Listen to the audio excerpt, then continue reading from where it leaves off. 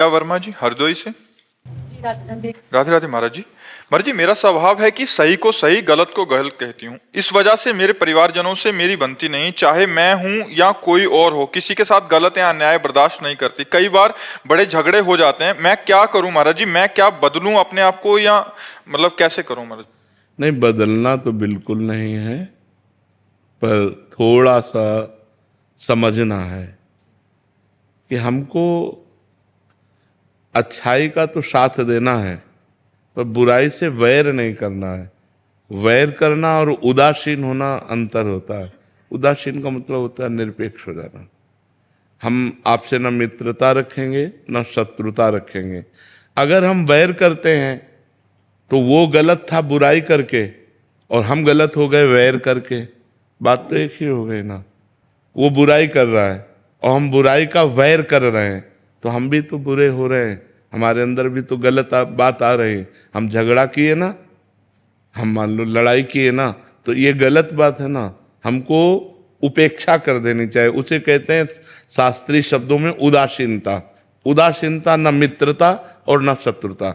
आपका आचरण है, आप जानिए।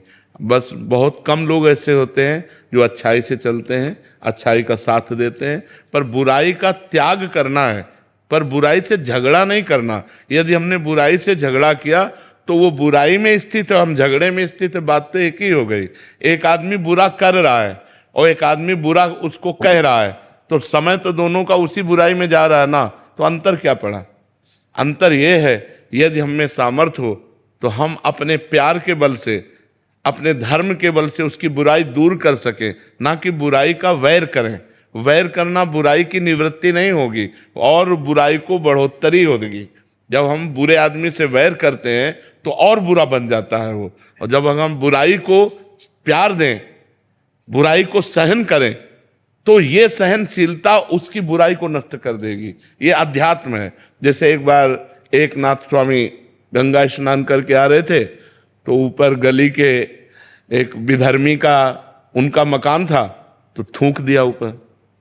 वो फिर गंगा नहाने गए, फिर थूक दिया, फिर नहाने। 100 बार थूका, वो कुछ नहीं बोले। एक बार देखा भी नहीं गंगा स्नान करने।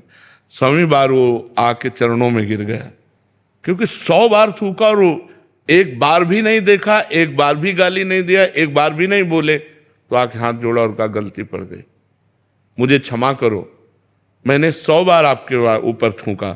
तो उनका मेरे ऊपर आपकी कृपा हुई।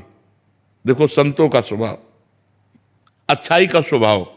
मेरे ऊपर आपकी कृपा हुई क्योंकि मैं एक दिन में एक बार गंगा नहाता था, और आपकी कृपा से 100 बार गंगा नहाया हूं। इसमें अपराध क्या? वो जिंदगी भर के लिए बुराई छोड़ दी। ऐसे गंभीर संत होते हैं।